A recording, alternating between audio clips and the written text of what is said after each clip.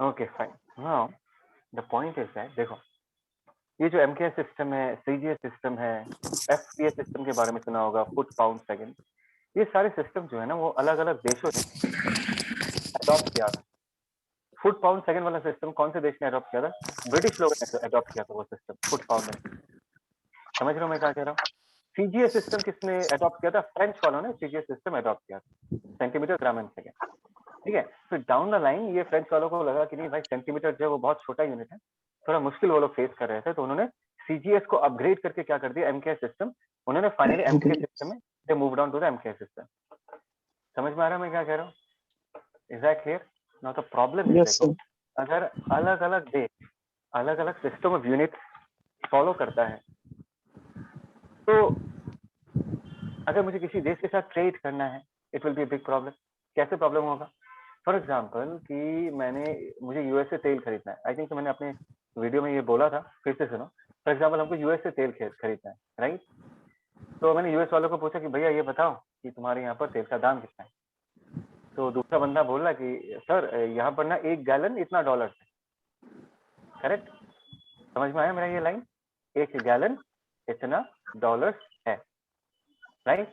Okay fine. अभी अगर वो बंदा मेरे को ये बोलता है कि एक गैलन इतना डॉलर है, मैं डिसाइड नहीं कर पाऊंगा कि उससे तेल खरीदना सस्ता पड़ेगा या उससे अगर मैं तेल खरीदने का कोशिश करूं मेरे लिए कॉस्टली पड़ेगा। ऐसा क्यों? क्योंकि हमारे देश में लीटर में बिकता है तेल। हाँ, अभी पेट्रोल का दाम कितना है? 1 लीटर अराउंड 100 रुपए के आसपास पहुंचा। और गेटिंग द पॉइंट। तो अगर मुझे ये डिसाइड करना है कि यूएस से मुझे तेल खरीदना है या नहीं खरीदना, तो सबसे पहले मुझे ये जानना पड़ेगा कि एक गैलन कितना लीटर होता है या $1 कितना रुपए होता है। मतलब I am basically talking about conversion. तुमको यूनिट कन्वर्ट करना पड़ेगा, तभी जाके तुमको पता चलेगा कि तुम्हारा तेल उस देश से खरीदना सस्ता पड़ेगा या नहीं। Are you people getting what I am trying to say? Problem किस लिए आया? Yes, problem sir. इसलिए आया बिकॉज दो अलग अलग देश दो अलग अलग सिस्टम ऑफ यूनिट फॉलो कर रहे थे। हमारे यहाँ पर हम वॉल्यूम लीटर में मेजर कर रहे थे, और यूएस में ये बंदे लोग वॉल्यूम को गैलन्स में मेजर कर रहे थे। Have you people understood this? Come on people, give me a thumbs up अगर समझ Yes. में आया। और यू कैन रिप्लाई, और you can reply. Okay okay okay, that's great, that's great, fine. तो देखो एक तो ये प्रॉब्लम है, ट्रेड में एक प्रॉब्लम। दूसरा प्रॉब्लम देखो ना, जो ट्रैवल होता है, जो एविएशन होता है, जो एविएशन इंडस्ट्री है, प्लेन्स जो होता है ना, वो एक देश से दूसरा देश जाता है। और तुमको पता है ना, जब प्लेन लैंड करता है, मूवीज में देखा होगा, एक टावर होता है, टावर को पूछते हैं कि हम लोग लैंड कर सकते हैं नहीं लैंड कर सकते, तो टावर वाला बोलते हैं तुम इस रूट में लैंड करो, इतनी स्पीड से लैंड करो, हवा का स्पीड इतना है, यहाँ का स्पीड इतना है। तो एक बार ये बात समझ के देखो, जो पायलट है वो अगर अलग देश का है, और जो टावर से जो बंदा बात कर रहा है वो अगर अलग देश का है, और दोनों अलग अलग सिस्टम ऑफ यूनिट्स में बात कर रहा है, just try to understand. For example tower वाला बंदा माइल्स में बोल रहा है कि नहीं तुम 100 माइल्स पर आवर में लैंड करो, और जो प्लेन वाला बंदा है उसको मीटर पर सेकंड समझ में आता है। तो कंफ्यूजन क्रिएट होगा या नहीं होगा? ये बताओ। जो प्लेन में पायलट बैठा हुआ है उसको अलग सिस्टम ऑफ यूनिट्स पता है, और जो टावर से जो बंदा इंफॉर्मेशन प्रोवाइड कर रहा है वो अलग यूनिट्स में अलग अलग यूनिट्स में बता रहा है। तो प्रॉब्लम होगा ना, होगा ना? तो देखो Yes, इससे sir. ना इससे बहुत सारा कंफ्यूजन क्रिएट होगा, बहुत ज्यादा न्यूसेंस क्रिएट होगा। So that is the reason सारे देशों ने मिलके एक बॉडी बनाया जिसको बोलते हैं CGPM, general conference on weights and measures. देखो मैंने ग्रीन कलर में मार्क करके रखा है। और इस बॉडी को अथॉरिटी दिया कि भाई तुम एक ऐसा सिस्टम ऑफ यूनिट डिसाइड करो, और हम सारे देश जो है उसी सिस्टम ऑफ यूनिट को फॉलो करेंगे for international trade, for aviation, जो भी लेन देन का काम है उसमें हम यही सिस्टम ऑफ यूनिट फॉलो करेंगे। समझ में आया? Is that clear? तो ये जो बॉडी है CGPM, this body decide talks with all the country, scientist लोगों से बात करते हैं, फिजिसिस्ट लोगों के साथ बात करके फाइनली डिसाइड करते हैं कि एक यूनिट कितना होना चाहिए। बोलो ये कहानी सबको समझ में आया? Have you understood this story? Come on, Yes, people. sir. Give me a thumbs up. Give me a thumbs up. Yes, I, sir. I can see you on the screen. You can raise your thumb. You can raise your thumb. I can see you. Great, Denisha. Okay, fine. Okay, fine. So this is the story.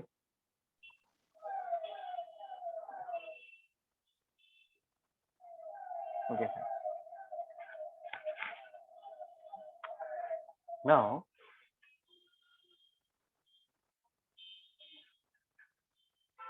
मैंने कहा कि जिन जिन quantities को major कर सकते हैं उनको physical quantities कहते हैं, ठीक है। और इस दुनिया में ना बहुत सारे फिजिकल क्वांटिटीज है, बहुत सारे, right. There is a lot of quantities which can be measured. मैंने बताया length, mass, time, velocity, distance, displacement, energy, torque, linear momentum, angular momentum, current, magnetic force, बहुत सारी चीजें, ठीक है ना। बट अगर हम इन सारे क्वांटिटीज को अच्छे से ना एनालाइज करें तो हमको एक बहुत ही इंटरेस्टिंग सा आइडिया दिखाई देगा। एक very very interesting idea. People सुनो, ध्यान से सुनो। अभी जनता ये बताओ कि अगर मैं तुमको पूछूं कि वेलोसिटी का फॉर्मूला क्या है, बोलो तो वेलोसिटी का फॉर्मूला क्या होगा? Can I say that is displacement by time, right? Right, Yes. Velocity is equal to displacement by time. Yes, sir. अभी अगर मैं तुमको ये पूछूं डिस्प्लेसमेंट कौन से फिजिकल क्वांटिटी को बिलोंग करता है, तुम लोग बोलोगे सर डिस्प्लेसमेंट लेंथ को बिलोंग करता है, right. Displacement nothing but length, time तो टाइम होता है। बात समझ में आया? Is that clear? तो Yes. ध्यान से देखो, वेलोसिटी खुद एक फिजिकल क्वांटिटी है, हाँ sir. लेकिन वेलोसिटी जो फिजिकल क्वांटिटी है उसको डिफाइन करने के लिए मुझे कुछ दूसरे फिजिकल क्वांटिटीज का हेल्प लेना पड़ा। जैसे कि मुझे लेंथ का हेल्प चाहिए, मुझे टाइम का हेल्प चाहिए, तब जाके हम वेलोसिटी डिफाइन कर सकते हैं। क्या तुम लोग ये बात मान रहे हो? क्या तुमको ये बात समझ में आ रहा है? Come on tell me. Yes, sir. आइए Yes, sir. For Yes, example sir. तुमने मुझे बोला कि सर फोर्स, फोर्स सबको पता है फोर्स क्या होता है? हाँ sir. Mass into Mass acceleration. in mass in distance. Mass into acceleration, acceleration क्या होगा? Velocity by time. And velocity को हम क्या लिख सकते हैं? ध्यान दो, वेलोसिटी को हम डिस्प्लेसमेंट की जगह लेंथ लिख देता हूँ, लेंथ बाय टाइम होगा तो नीचे कितना आ जाएगा? टाइम स्क्वायर हो जाएगा। तो देखो फोर्स जो है, फोर्स को भी अगर हमको डिफाइन करना है तो हमको दूसरे फंडामेंटल क्वांटिटीज का हेल्प चाहिए। हमको मास का हेल्प चाहिए, हमको लेंथ का हेल्प चाहिए, हमको टाइम का हेल्प चाहिए। Try to understand that means in order to define the physical quantity force we need the help of other physical quantity. Are getting the point? तो अभी अगर हम पूरे फिजिकल क्वांटिटीज के ग्रुप को अच्छे से एनालाइज करें तो तुमको ये दिखाई देगा ऐसे बहुत सारे फिजिकल क्वांटिटीज हैं जिनको डिफाइन करने के लिए किसी और फिजिकल क्वांटिटी का हेल्प नहीं चाहिए। जैसे कि अगर मैं पूछूं मास का डेफिनेशन क्या है, तो तुम किसी और फिजिकल क्वांटिटी का हेल्प लोगे क्या? नहीं लोगे। तुम बोलोगे sir mass is the amount of matter content in body. अगर मैं पूछूं लेंथ क्या, बताओ, बोलोगे सर दो पॉइंट है, दोनों पॉइंट्स के बीच का जो गैप, दोनों पॉइंट्स के बीच का जो डिस्टेंस, वो लेंथ होता है। टाइम, कितना टाइम जा चुका है, कितना वक्त बीत चुका है, उसको हम टाइम बोलते हैं। तो बात को समझो, ऐसे कुछ फिजिकल क्वांटिटीज है जिनको डिफाइन करने के लिए मुझे कोई और फिजिकल क्वांटिटी नहीं चाहिए होता है। जैसे कि मास, जैसे कि लेंथ, जैसे कि time. Are you people understanding what I am trying to say? Mass हो गया, लेंथ हो गया, टाइम हो गया, ये ऐसे कुछ फिजिकल क्वांटिटीज है जिनका खुद का डेफिनेशन होता है। उनको डिफाइन करने के लिए हमको किसी और का मदद नहीं चाहिए। लेकिन एट द सेम टाइम कुछ ऐसे भी फिजिकल क्वांटिटीज होते हैं, मैंने तुमको स्क्रीन में एग्जांपल दिखाया, वेलोसिटी दिख रहा है, फोर्स दिख रहा है ना, work done, force into displacement देख लो, या एनर्जी, है ना, हाफ एम वी स्क्वायर, मास चाहिए, वेलोसिटी चाहिए। तो कुछ ऐसे फिजिकल क्वांटिटीज है जिनको बाकी फिजिकल क्वांटिटीज का हेल्प चाहिए होता है। समझ में आया? तो यहाँ पर फिजिकल क्वांटिटीज को दो कैटेगरी में डिवाइड किया गया, मास, लेंथ, टाइम। इनका खुद का डेफिनेशन है, ये अपने आप डिफाइंड है। तो इनको फंडामेंटल क्वांटिटीज या बेस क्वांटिटीज बुलाया गया, नाम से ही पता चल जाता है। They are called as what? Fundamental और बेस क्वांटिटीज। देखो यहाँ पर मैंने लिख के रखा है, फंडामेंटल और बेस क्वांटिटीज। ये कौन से क्वांटिटीज है? जिनका खुद का डेफिनेशन होता है, जिनको डिफाइन करने के लिए किसी और का मदद नहीं चाहिए। लेकिन ध्यान से देखो, वेलोसिटी जो है उसको लेंथ का हेल्प चाहिए, टाइम का हेल्प चाहिए। तो वेलोसिटी को हम डिराइव्ड फिजिकल क्वांटिटी बुलाते हैं। तुम समझ रहे हो मैं क्या कह रहा हूँ? We call velocity as a derived physical quantity, we call force as a derived physical quantity. अगर लेंथ फंडामेंटल क्वांटिटी है तो एरिया एक डिराइव्ड फिजिकल क्वांटिटी है, बिकॉज एरिया डिफाइन करने के लिए हमको लेंथ इनटू ब्रेथ चाहिए। वॉल्यूम भी एक डिराइव्ड फिजिकल क्वांटिटी हो। बात को समझो। Are getting the point? Is that clear? Come on people, अगर कुछ डाउट है now you can ask me. एक हो गया फंडामेंटल क्वांटिटीज, दूसरा हो गया derived quantities. Is it clear? चलो यार आवाज Yes, दो, sir. आवाज। Yes, sir. Yes, sir. देखो अगर तुम लोगों को कुछ भी डाउट है, please feel free to ask, we can discuss. देखो क्लास में पढ़ा नहीं रहा, तो it's difficult to teach online, right? ऐसा लग रहा है मैं कंप्यूटर से बात कर रहा हूँ, but if people don't respond, it's very difficult for me to understand. अगर डाउट है तो तुमको पूछना है, नहीं पूछोगे तो तुम्हारा ही लॉस है। तो ये जो कहानी है, ये हो गया हमारा फंडामेंटल एंड डिराइव्ड क्वांटिटीज का कहानी। आगे बढ़े, कैन वी मूव ऑन? चलो, Yes, sir. Yes, sir. Green signal दो मुझे। Okay fine fine, so let's move forward. ये बहुत इंटरेस्टिंग डिस्कशन है। एक मिनट, अब इसको मिटा देता हूँ मैं।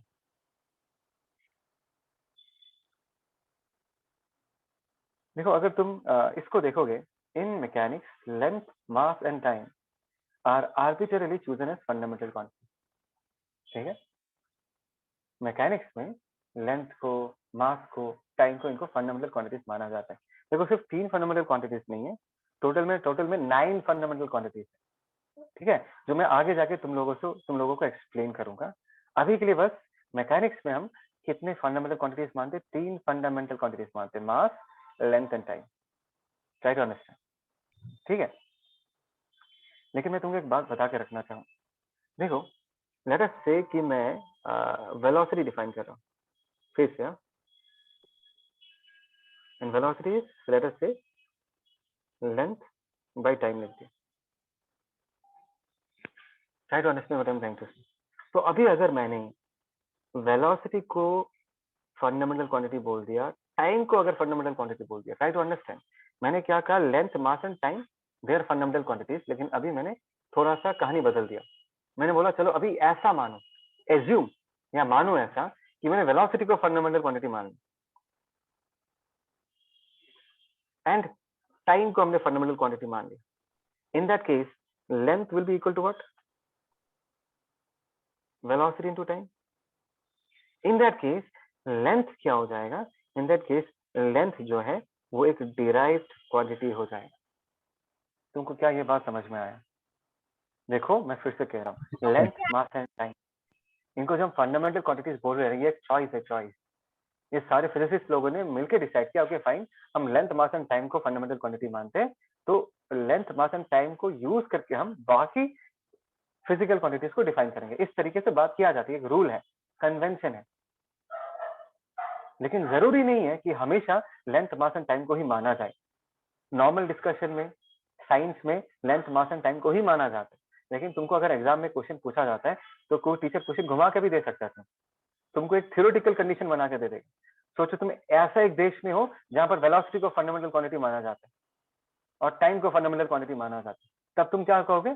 ओके सर, अगर वेलोसिटी को फंडामेंटल क्वांटिटी माना जाता है, टाइम को अगर फंडामेंटल क्वांटिटी माना जाता है, तो लेंथ को डिफाइन करने के लिए हमको वेलोसिटी और टाइम का हेल्प लेना पड़ रहा है। इन दैट केस हम लेंथ को क्या बोलेंगे? इन दैट केस हम लेंथ को डिराइव्ड फिजिकल क्वांटिटी बोलेंगे।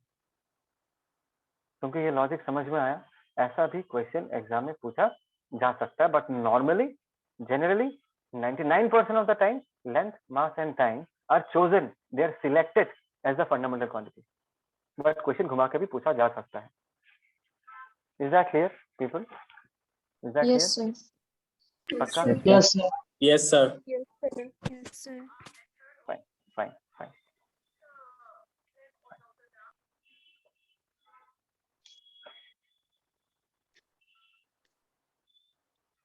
एक मिनट रुको। हाँ,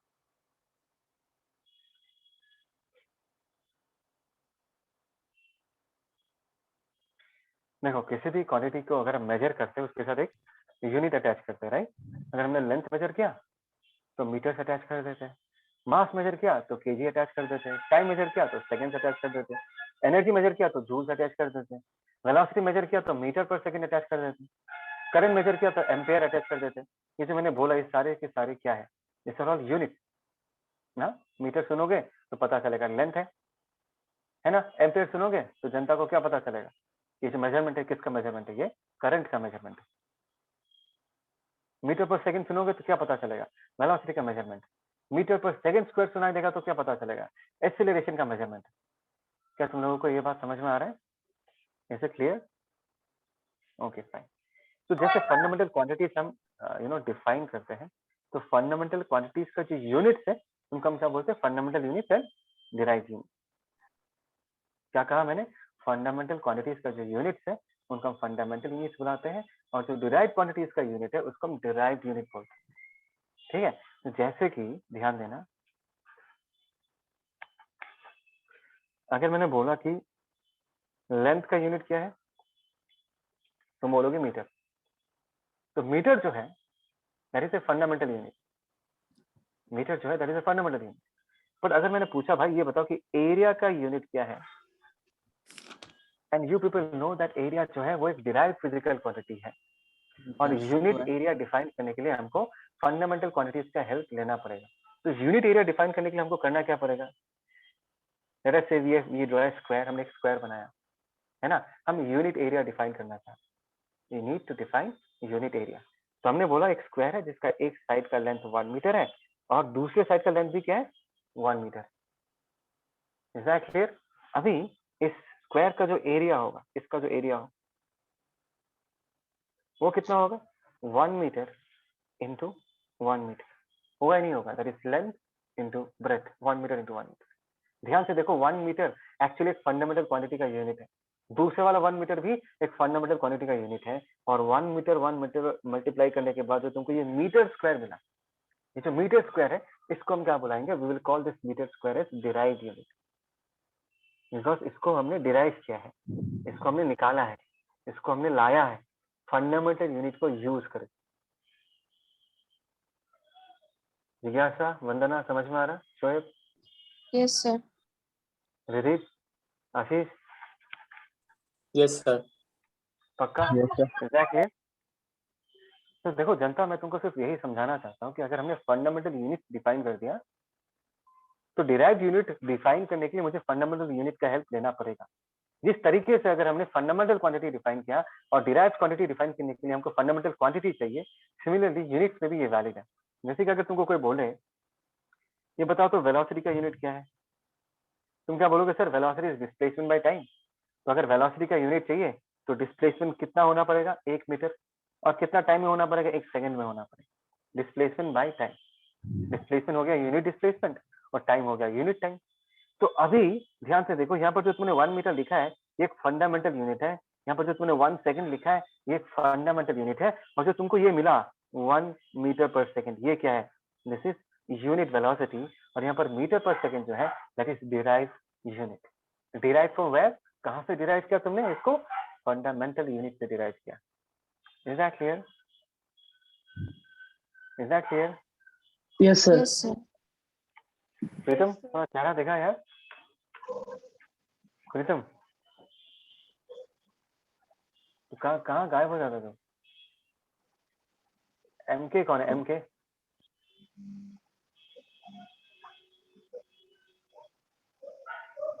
सौम्यदीप, आशीष, आशीष चेहरा दिखाओ यार।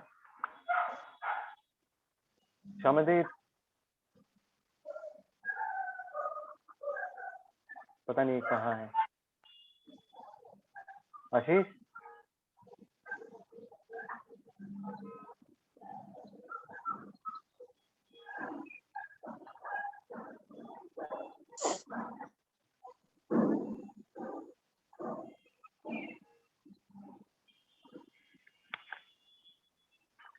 Can we move ahead? आगे बढ़े जनता, यहाँ तक क्लियर है? Okay okay. Yes, sir. आशीष Yes, sir. तू कहाँ था भाई? कब से बुला रहा हूँ तेरे को। नहीं था सर। यहाँ तो था नहीं तू, यहाँ होता तो जवाब देता। नहीं सर, अभी नहीं दिखा सकता कुछ। हाँ अभी चेहरा नहीं अभी दिखा फेस सकता? नहीं दिखा सकता। क्या कर रहा है? क्या मतलब टैग लगा के रखा है क्या? नहीं सर, नहीं अच्छा ठीक है ठीक है। सर, बाल बाल बहुत लंबे हैं। अरे भाई कुछ नहीं, मैं जज नहीं करूंगा, टेंशन मत ले।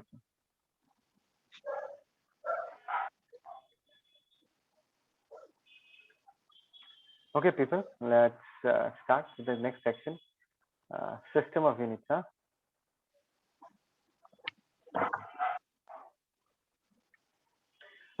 You people already know about system of units, right? We have talked about MK system, we have talked about CGS system, yes or no?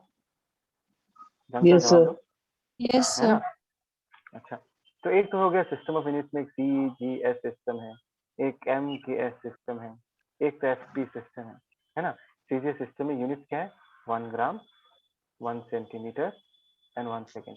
MKS system में 1 metre, 1 kg, One. 1 second, right? और यहाँ पर क्या होगा? 1 foot, 1 pound, 1 second. ठीक है. अच्छा, तो मुझे एक बात बताओ कि ये जो मैंने सिस्टम ऑफ यूनिट चूज किया, ये वाला और ये वाला, इनमें डिफरेंस क्या है? What is the difference among this different system of units? Can anyone tell me? Indrani, तुमको क्या लगता है ये जो 3 अलग अलग सिस्टम ऑफ यूनिट्स हैं, इसमें अलग क्या है? What is different among them? बाकी लोग भी सोचो तो, ये जो अलग अलग सिस्टम ऑफ यूनिट्स माना गया है, इन सिस्टम ऑफ यूनिट्स में डिफरेंट क्या, अलग क्या है?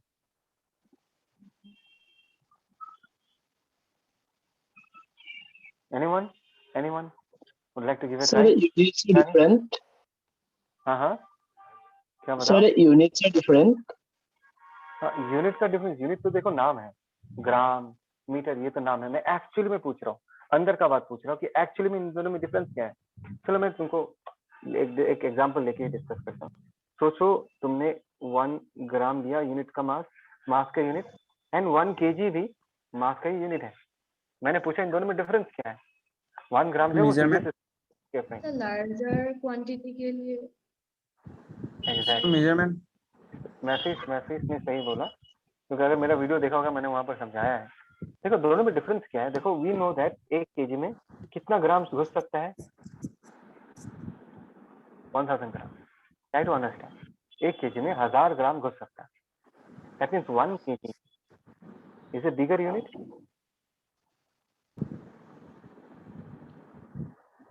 मानते हो ना तुम लोग? 1 kg जो है that is a bigger unit, and 1 gram Yes. जो है that is a smaller unit.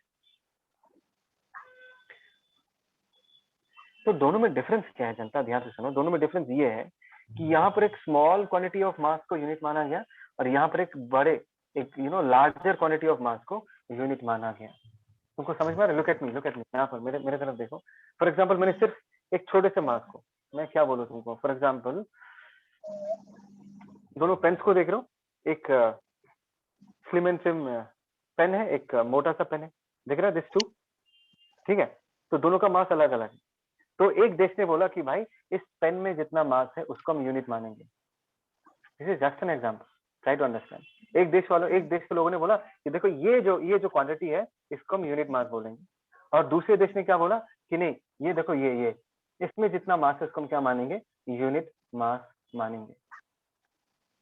तुमको ये बात समझ में आया?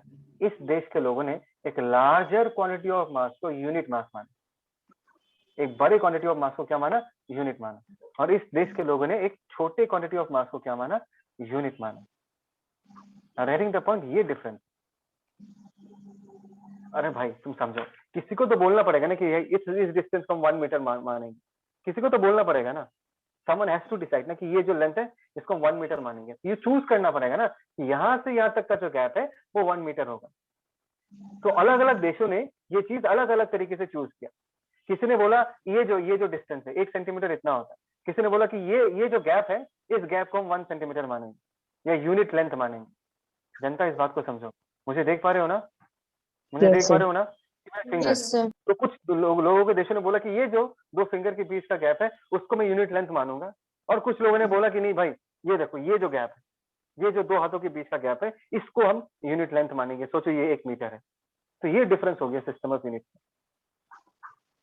मतलब कितने क्वांटिटी को यूनिट माना गया वो अलग अलग है, अलग अलग सिस्टम में. Is that clear? Come on. Yes, yes sir. sir okay.